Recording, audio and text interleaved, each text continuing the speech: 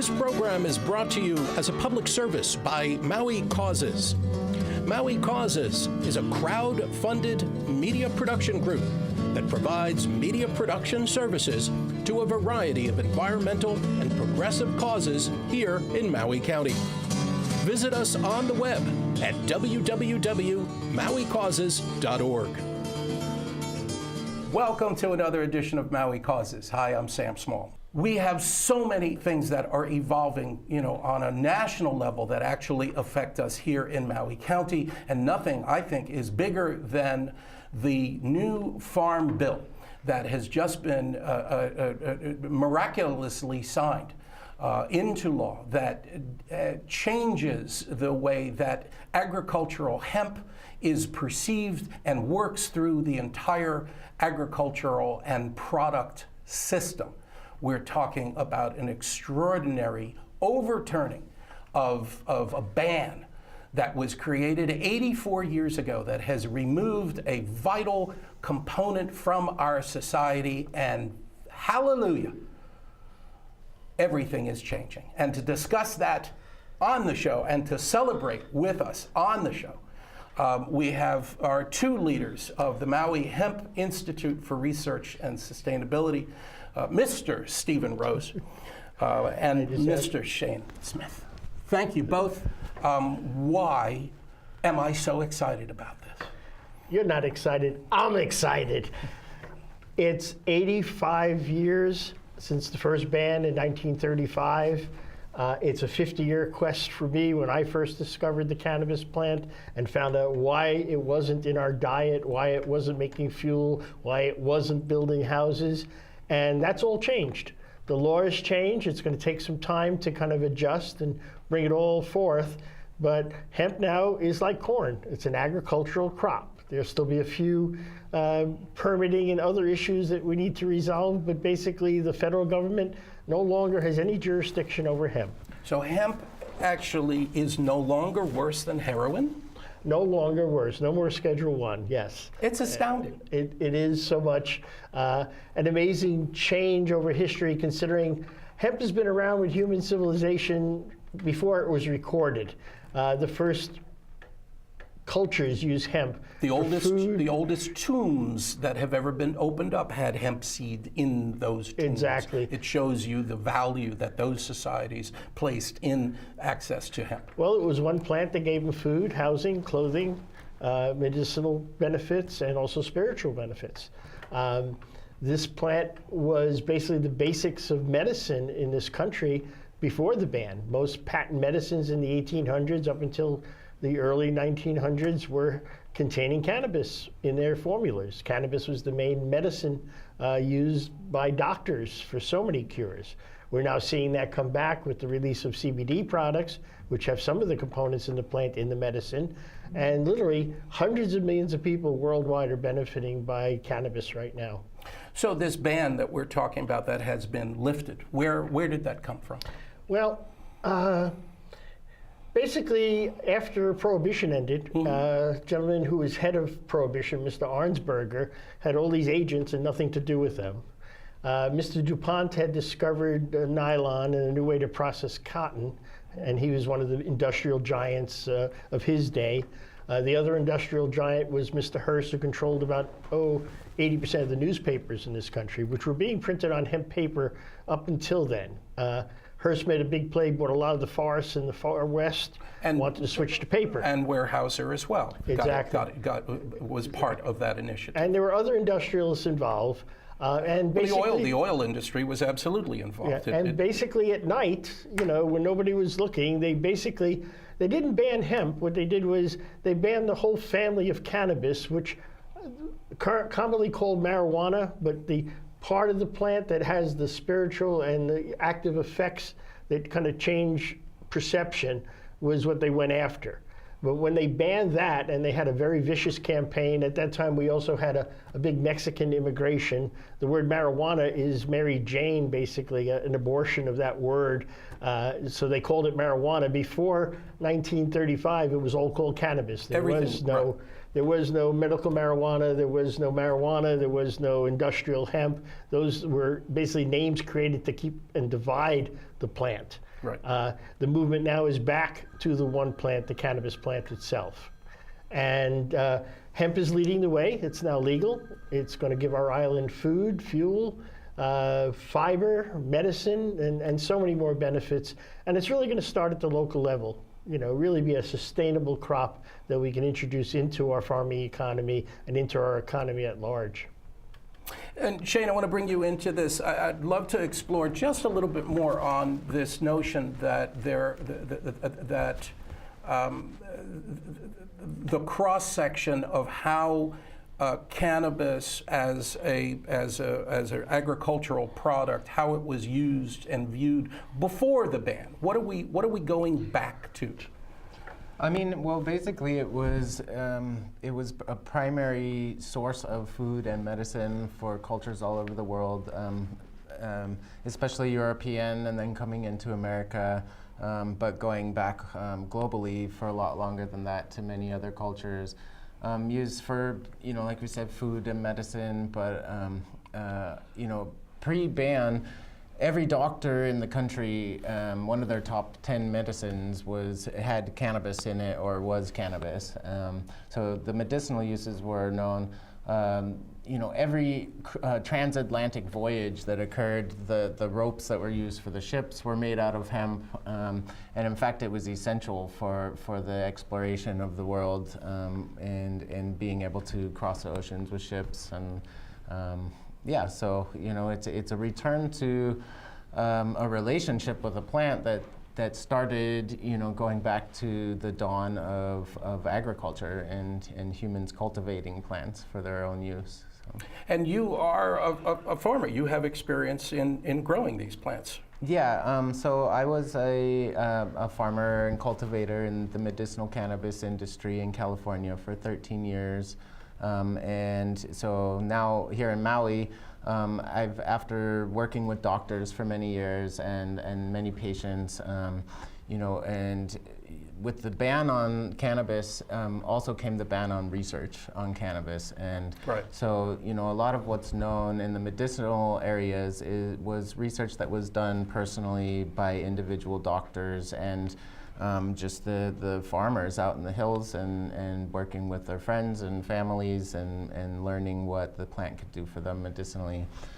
So after years of working with different doctors and learning about the medicinal benefits, my primary focus now has become being a funnel of information and keeping up to speed with the latest developments as they come out and learning also about the legalities as it changes around the world and being able to provide that understanding for people of the components of the plant and what they can be used for and to counsel with not only patients but doctors as well as to the medicinal benefits as they're discovered. Right.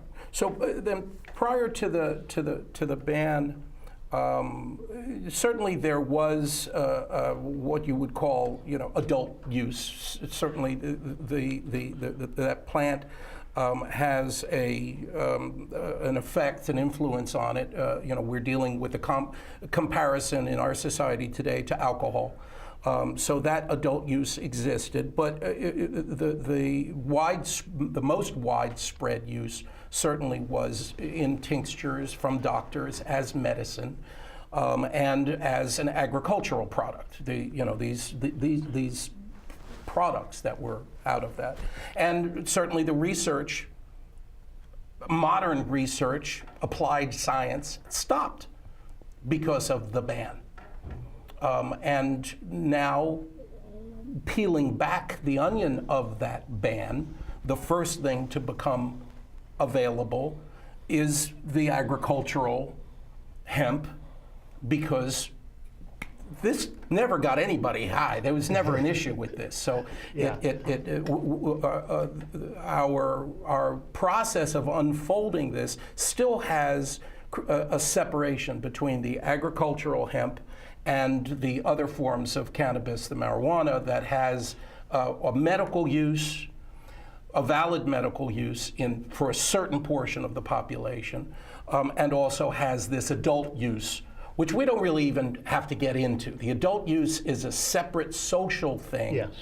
My interest has always been in these issues, and I think you guys share this, that the medical benefits are extraordinary, and the agricultural and product opportunities are absolutely phenomenal, because again, back to this notion of applied science of the past 84 years, there's been a tremendous amount of work done on bamboo, for instance, right, where they've learned, you know, how to take the silica material that's in the bamboo plant and process it in a number of different ways. It makes really nice towels, and a bamboo T-shirt, you know, is a really nice fabric. I live in a bamboo house.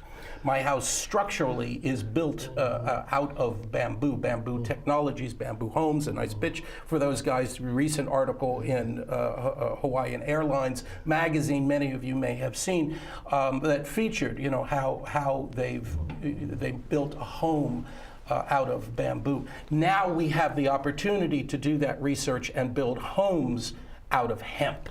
Well, that piece of hemp you're holding, okay, has many uses. This was actually grown in 2014 in the first crop on Oahu in a research study. This was part of the first research study. This was part of it. They cut it down, disappeared. I managed to get a few pieces, so this is one of the pieces. But I just want to show the physical size of it.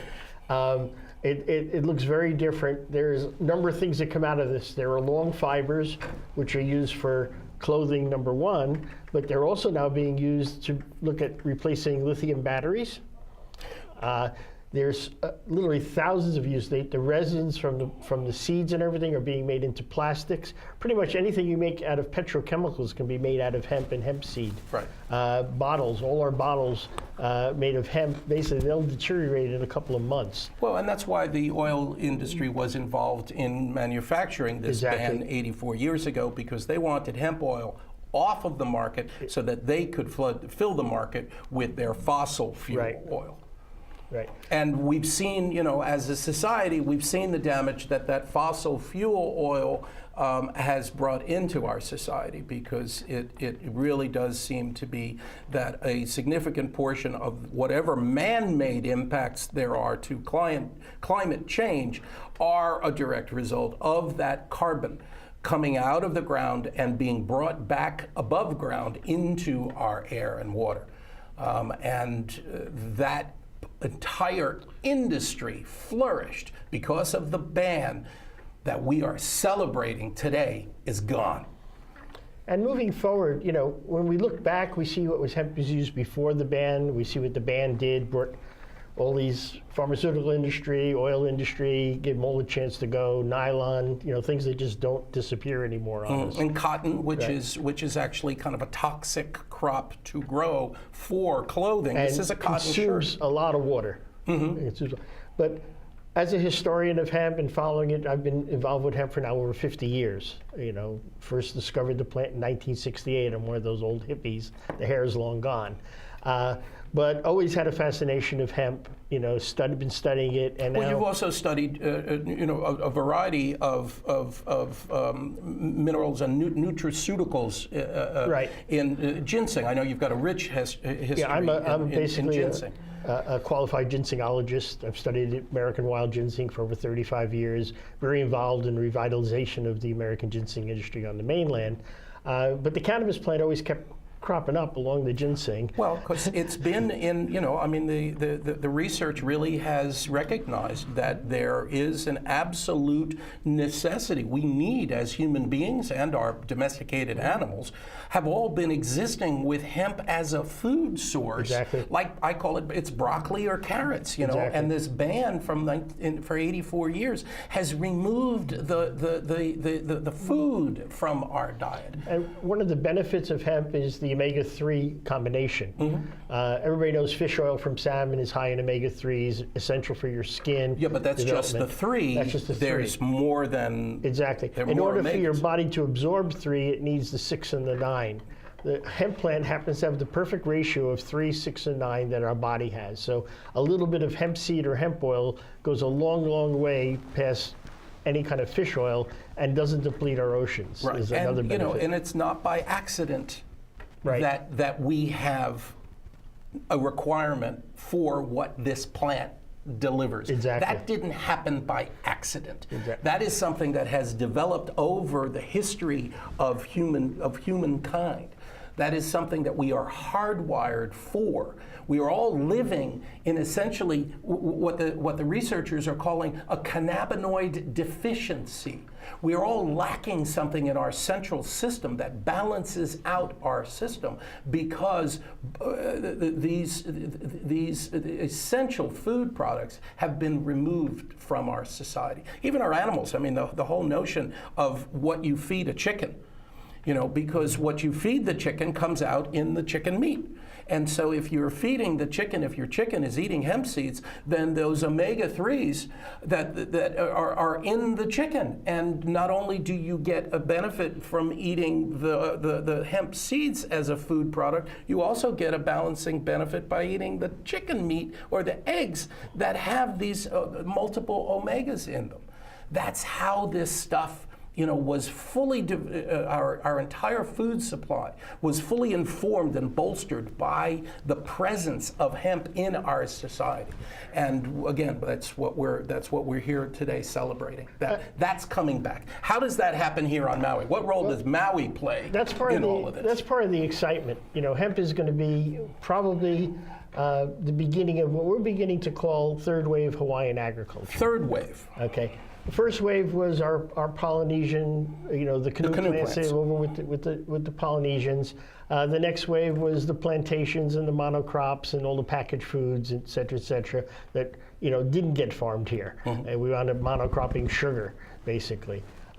This new third wave, which has been demonstrated by a lot of our local farmers and being proven to be the way to go, is a new method. It uses the old Hawaiian methods of finding things in the soil, enriching the soil. It's really about making a living medium out of your soil. If you have healthy soil, anything will grow in it. When you say things in the soil, you're talking about microbiomes. Exactly. You're talking about fungus and soil bacteria that gives the soil life. Exactly. The tilth, it allows it to hold moisture. It allows, and in fact, we've spoken many times. If you watch the show, we're a big fan of Korean natural farming, which is in many ways very similar to the Hawaiian cultural practices of farming, where the soil is what feeds the plant. We don't have the mechanisms. We don't have the tools.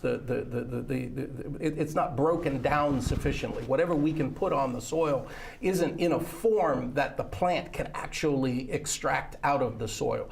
There's stuff in the soil that has to work on that first. Break it down. What the farmer puts into the soil is then broken down by these living organisms in the soil.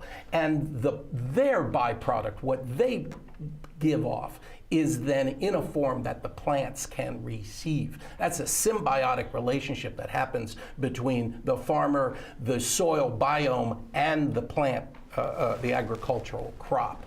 And that's an essential process that happens in all forms of natural farming. Unfortunately, Monsanto is forcing into our society their products with glyphosate. Roundup was actually originally formulated and patented as a weak antibiotic.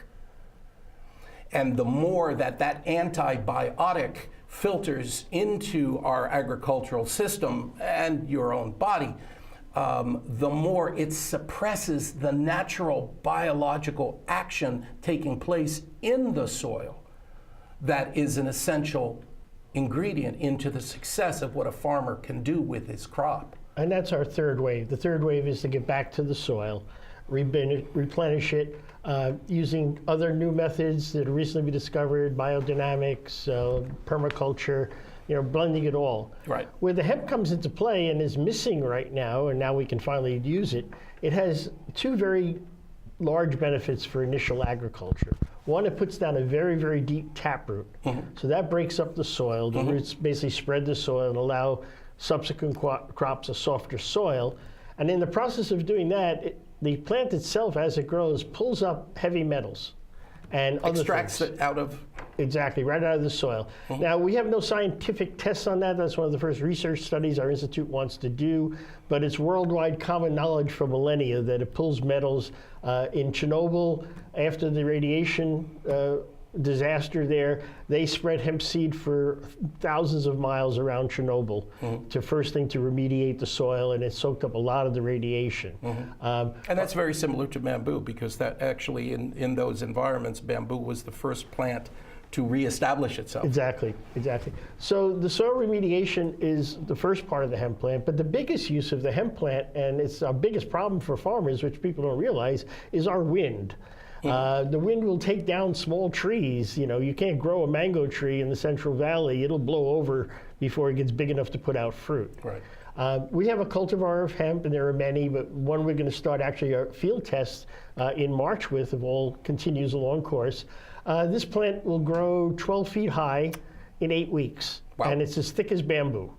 So basically, by putting up a stand of this heavy, dense hemp, it'll act as a windbreak and a soil remediator. Fabulous. Then we keep moving that out. We'll probably do a circular pattern where we keep moving the windbreak out. In the center, we'll plant other crops of hemp to continue the soil remediation, and then at some point begin the third wave agricultural methods. And we used to have that windbreak here on Maui. I mean, we had the privet hedges all along the highways. That's what they were for. They were a windbreak. Yeah, we also had in ancient times koa forests. And well, yes, that was a windbreak too. That was a small, better windbreak.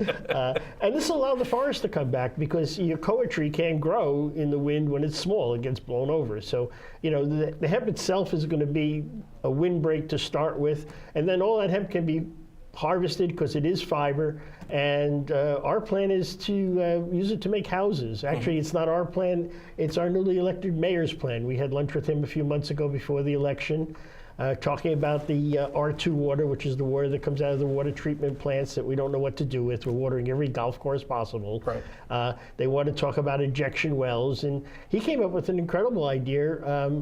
Outside of Kihei's wastewater plant, there's 150 acres of county-owned ag land. So we're going to pump that wastewater up to the ag land and grow hemp with it. Oh, right there. Which will clean the water. Right. It doesn't have to be trucked. It's close enough that it can just be pumped. Clean that soil that was, you know, whatever's left in it from whenever. Right. Okay, and then take that hemp and build houses with it. 100 acres of agricultural hemp. And this is a rough estimate, we'll build three-bedroom houses, not mini homes, but full-scale houses. And that's creating. We've got some video footage that we shot a couple of years ago of a hemp house being built here on Maui from hempcrete. Right. And that was a process of ramming the hemp into these forms. But that whole understanding and system has evolved now into building hempcrete blocks. Well, we call it the Lego system. You can literally get a Lego set, design your house, and then just scale up the blocks, even with the 6 prongs on top. We have a wonderful Facebook page. If you go to Maui Hemp Institute on Facebook, there are links to all the things we're talking about, and you can see these blocks actually being built. And they stack them up, and they put on a Tesla or a solar roof on there and run in plumbing, and you have a house in a matter of 3 months.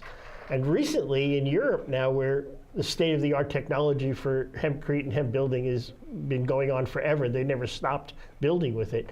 They've just come out with a printer. I mean, it's a 40-foot high crane, and it's connected to a computer. It literally prints a house out of hempcrete in a matter of 3 days. In position. Exactly. This is a movable printing head, 3D printer that it moves along and actually can print the house standing in the position that it needs to Exactly. And it's new technology. That's mind-blowing. That is just mind-blowing. Yeah, it's new technology, but by the time we get to building the house, which is probably 2 or 3 years away, because we've got to grow the hemp and do other things, the technology, everything is, you know. You need a windbreak for that.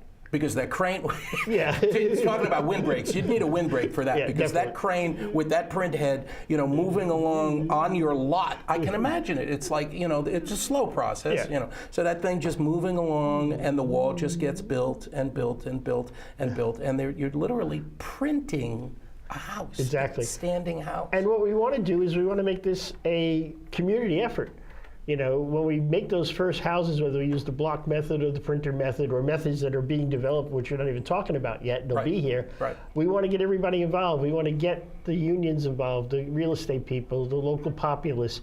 So from day one, we handle all the coding issues and any problems that may come up. So when that first house is finished, it's ready to build thousands. We don't want to build a house and then have to go back and figure where it doesn't fit in. Right. We're going to build something that fits in. So we're opening up. We'll have some meetings probably, mid next year with architects. So we're starting to put a group of architects together and construction people together. And this gives me a chance to talk about our institute and how we're set up. Just where I wanted you to give us where can people find out more information about the institute specifically? Well, our institute has a very different model we're developing. It's a very old model. It's actually how the Hawaiians lived here on Maui for centuries before everybody else got here. Mm-hmm. And it's an Ohana method. We're an Ohana right now. We're a nonprofit Hawaiian corporation for business purposes, but we're an Ohana. We're a family, everybody involved. And we have committees within our family. All our members are invited to be part of the family. And it's very inexpensive to become a member. And if you can't afford it, we'll get you in somehow anyhow. Mm-hmm.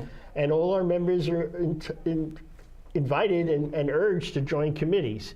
Shane is head of our medical committee, where we're bringing all the people working in the medicine aspects of it. He's also chairman of our executive committee. So all our committees have a committee head. They get together in executive committee meeting, and that committee decides the goals and the direction of the institute. This is the same way that Hawaiian kingdoms were organized.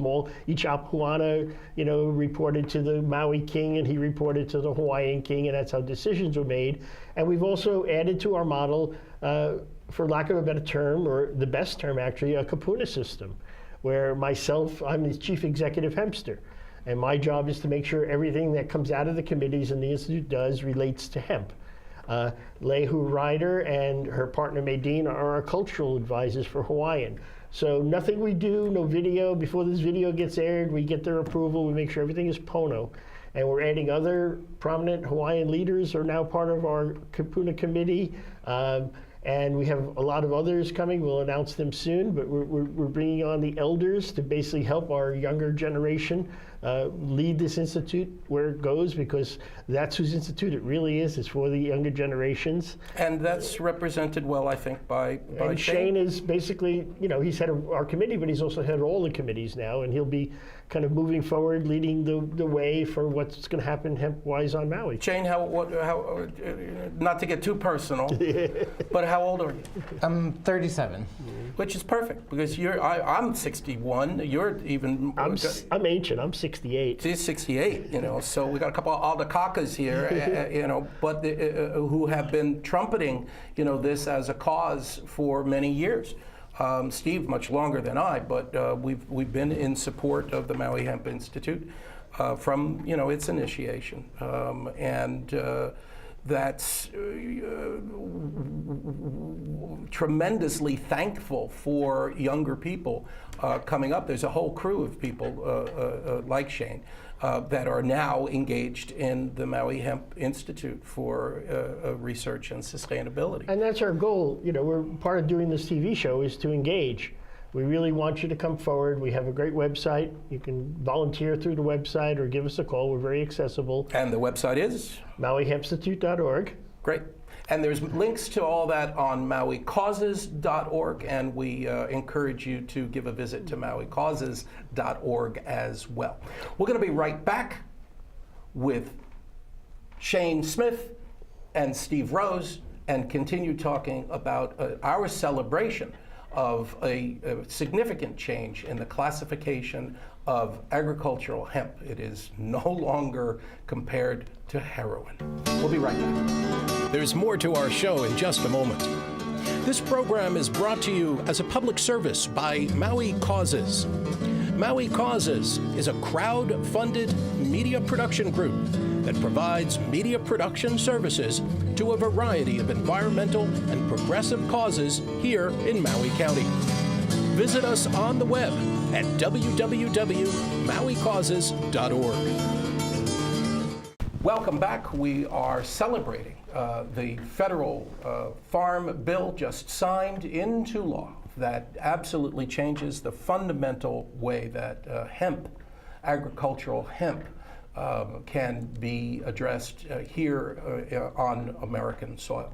And nowhere is there more of an opportunity to explore and develop hemp products than here in Maui County. I mean, we have the growing seasons. It's one of the reasons that the farm industry grew in Hawaii, because our climate has an opportunity for an accelerated pace of seed research. We can get more generations, we can get more crops per year because of our unique climate. And that brings a faster process overall in developing different varieties of seeds that are good for different things. And because of the ban, this artificial ban that has been placed on agricultural hemp for 84 years, not just in America, that was asserted across Europe as well. If you wanted to do business with the United States, you had to agree to that same ban. So hemp has been suppressed globally through our successive U.S. administrations. So that will free those countries as well to develop, redevelop. Because if you go, hemp was grown in Turkey, in Hungary. There's a rich history of hemp growing in those communities, and lo and behold, those are some of the areas that are at the dawn of civilization. Yeah. How did that happen? Well, it's still happening. There's some interesting videos, and Sam will post some links to hemp still being grown in Europe and with ancient ways, which is fascinating. Still making clothing. But let's talk about sustainability in the future of hemp on Maui and how everybody here can benefit. Our T-shirt says hemp is hope. Next year it's going to go hemp is here. It's here, baby. Okay, but it's hope. And not only for the small farmer, it's hope for our manufacturers, our producers, even our tourism industry. The farmers will benefit from the hemp as a windbreak, as a soil remediator, and as an agricultural cash crop. And our small 2-acre landowners and people with smaller plots of land can also benefit from hemp. Besides growing some hemp seed for food and oil for their own families and having some fiber to build some small dwellings with, the Institute is developing many programs to get our smaller, backyard farmers involved. And we'll have some programs probably by midsummer. Stay on the website and stay in touch with us on how individuals can get into the hemp business, and start to produce. We're going to be forming some HUIs and cooperatives.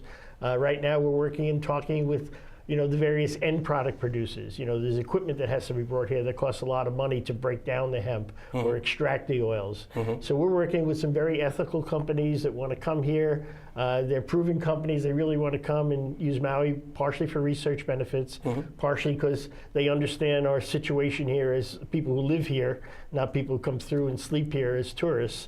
So they're really, advantageously moving forward. We're going to be allying and announcing our relationship with them in the very near future. Because of the short-term improvements and benefits that can be made to our local community by introducing and embracing this agricultural crop. Exactly. I mean, it really can be an economic and social game changer in a lot of ways.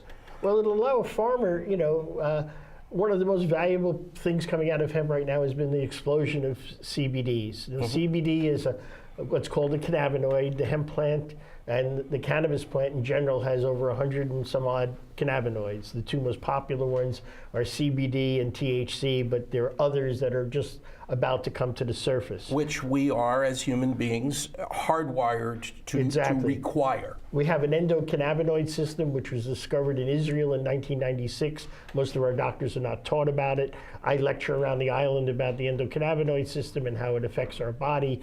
Some of these cannabinoids, preliminary research beyond THC and CBD, some are for weight loss, some are for seizures.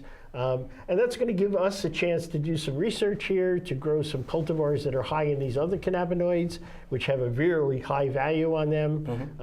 Allow some of our smaller farmers to basically engage in that kind of agricultural growth, where literally they could grow medicinal, hemp, and then be able to support their farm and endeavor, and whatever crops they bring in, they can just feed their family and their friends with. The taro won't have to pay the tax bill. The taro won't have to pay the water bill. The hemp will do that. So we're And some of that can happen relatively short term. I mean, there is your comparison to corn was very pointed. I mean, that is a specific. There is a licensing system that is active, mandated on the federal level to keep track of agricultural practices where corn is grown. Right. And they do that for agricultural and business reasons, I guess, too. Yeah. Well, And we'll be working with the state. You know, we've already been in contact with Senator Mike Gabbard. You know, is probably the biggest Hempster in the Senate. And Cynthia Thielen is in the House of Representatives. All our local representatives are pro-hemp. The council is pro-hemp. Kelly King is one of the backers behind the beginning of the Hemp Institute. 5 years ago, she did the first Hemp is Hope event here. You know, and now she's on the council. The mayor himself was at that event 5 years ago. He's been at every hemp event we've ever had on the island. So Mike's a secret Hempster. Don't tell anybody. Hempster comes from the 60s. It's what us older folks call ourselves that are into hemp. It's not a hipster, it's a Hempster. And it's just an enthusiasm for things that we see as a future here. So we have the government in place to support us.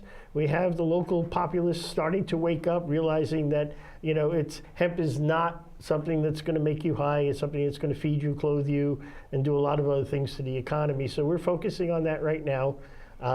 We have a major research study with windbreaks, hopefully going to get launched in late March, which is the beginning of the long season.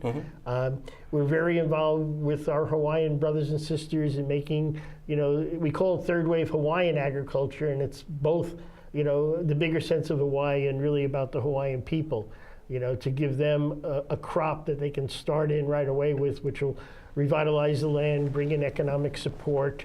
You know, a lot of the Hawaiian homelands, unfortunately, were the worst land that was available they left for the Hawaiians to have, which is pretty dry and pretty rough. And also polluted with agricultural chemicals. Yeah, and our joke is, you know, hemp is a weed as its botanical classification, right. So it'll grow anywhere to start. Anywhere, right. So to use hemp to beginning to bring those soils back, bring in some cash for the Hawaiian homeland people. We have some other crops that we're going to be mixing in with them, and some output that will be tied into it. So whatever they grow is already sold. So we're going to be creating a lot of micro industry on this island. That's our thing. That's a sustainability. We're not going to be another big sugar plantation. We really don't want that to happen. It will happen. You can't keep the big guys away with their money, but it's kind of, you know, we don't need that right now to get everything started. And once we get our models started, they'll notice what we're doing and want to join us is our point of view. Shane, as a grower, you have experience growing both all forms of cannabis. Are they mutually exclusive? I mean, some of the I know local folks that are growing cannabis for THC consumption are concerned about pollination. Is there a risk there? What's the deal? Well, so to answer that question, that seems to be the primary concern of a lot of people on Maui, and that it would affect the medical growing industry here. And there is, you know, the hemp plant and the cannabis plant are one and the same, so there can be cross-pollination from hemp to cannabis. They're different varieties of the same species. Exactly. The same plant. Yeah, and so, you know, as the Institute, we want everybody to know that that is a concern and a priority of ours is to you know, work with the local medical grower community and to reassure them that, you know, we're, for one thing, the only reason to grow male plants in the first place is if we're doing seed crops. You know, otherwise there's feminized seeds in existence. There's also, you can make clones from female plants, and those can be planted in different ways. To answer your other question, and you can even, I mean, you can go through the fields, and if there is a male, they can be pulled. You can use drones to identify. That's what, some farms in Colorado are using drones that go around and spot males. And so even, you know, we're not going to be able to necessarily grow food crops on Maui's soil right away on a large scale. On a small scale, they can grow in pots and have clean soil to grow in. But on a large scale, we're not going to have food consumption hemp growing here for several years. So there's an opportunity to deal with this and learn about this pollen question. But it doesn't seem to be that big of a risk because of the natural qualities of the hemp pollen. What can you tell us about how long is it active in the air? Well, so one thing is that hemp pollen is only viable if it doesn't come into contact with any moisture whatsoever. One drop of water contacting the pollen and it's no longer viable. There's a lot of moisture on Maui. Yep. The Ulalaina rain couldn't save us from that blessed mist. Yeah. Is the most delicious thing about Maui's climate is that Ulalaina rain. I love it so much. And that would definitely stop the pollen from going into unwanted areas where there are larger concentrations of medicinal cannabis growers. And even without that island. moisture, the pollen itself is not viable for very long. True. Yeah. Well, I mean, if you every morning you get up, the whole ground is covered in dew or rain, and so it's basically a daily thing. There's technically depending on the size of the pollen, pollen from a plant can travel up to thousands of miles, but not the hemp plant. The hemp plant, what they know is that from the hemp farming that's being done in other states, that the average range is about 300 feet or 100 yards. And 100 yards? Yeah, and that's only viable. There are some cannabis grower books that have said up to 4 miles. And that's if the male plant's on the top of a mountain and the high wind is blowing down the mountain. So.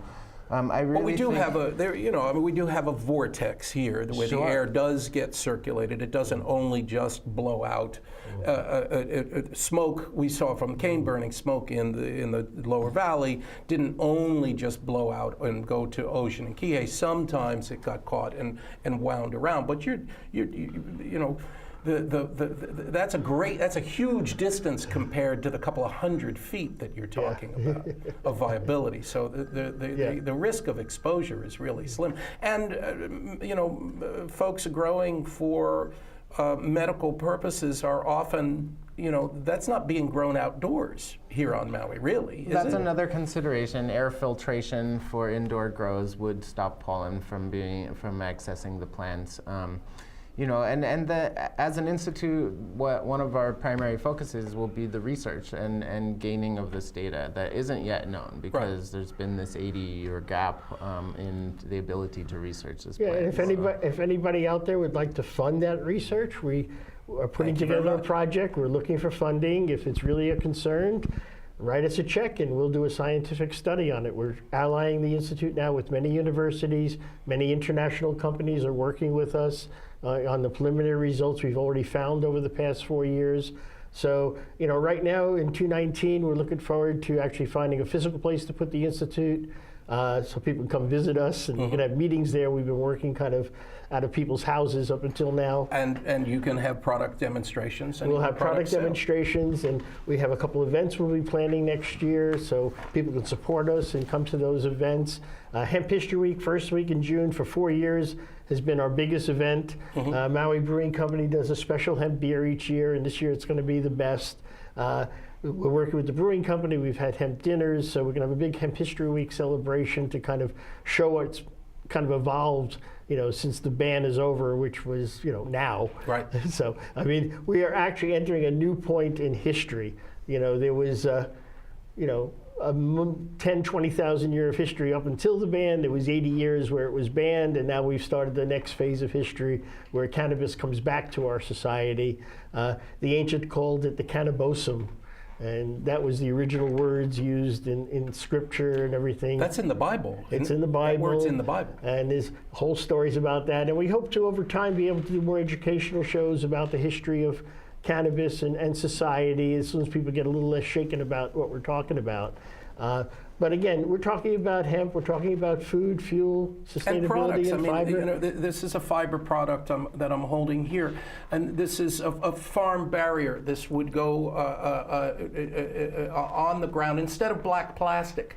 to keep weeds down. So instead of rolls of black plastic in your garden, this is just a simple matting that would do the same job and actually do even better job of water retention for your soil. And we won't have to import black plastic in containerfuls, and we won't have to pick it out. I mean, the biggest pollutant in our soil right now is black plastic. You know, black plastic pipes. Even the irrigation pipes now are being made out of hemp plastics. So, I mean, you can't buy them in certain locations, but over time, they'll be readily available. So basically, the whole hemp industry will be biodegradable and support itself. This matting, hemp foods, I mean, all these are really, you know, just about to surface. And our local producers, you know, our local soap makers, Dr. Bronner's has had hemp in their soap forever, you know, and as soon as we have a viable supply of hemp oil, all our local soap makers will put it into their soap because it really makes the soap better. Right. It also sells it to the tourists better. You know, hemp in, Maui hemp in any product, you know, John Cadman with his Pono Pies put hemp seed in there, you know, but unfortunately he doesn't have local hemp seed. Right. But any local food product That'll with change hemp over time. is not only nutritionally beneficial, but that will benefit, you know, our economy for local producers selling to the tourists. And people, you know, you're likely folks to be hearing a bit more about hemp and the medicinal qualities of all the cannabis products, because the pharmaceutical companies are trying to claim that for themselves. On a global and federal level, the pharmaceutical companies are taking actions. They're not, I'm sure, happy about this farm bill because it does democratize access to this valuable seed crop. And they want to control that stuff. So there's going to be pushback. You're going to see stuff happening on a global and federal level from those pharmaceutical companies. But don't let that deter the opportunity that we have here in Maui County on the ground to bring, you know, the work that these gentlemen are doing for these physical products. That's our first step. That's our first great opportunity. And the timing is just fantastic to have all of this available acreage and water available post sugarcane to be able to bring hemp and start growing hemp here in Maui County, because hemp now we know is nothing like heroin. Except to you. You be addicted to this hemp stuff. You've been pioneering and really educating about this product for so long. And I really want to just thank you for that dedication. That is a true service that you've done to for our island and for our culture.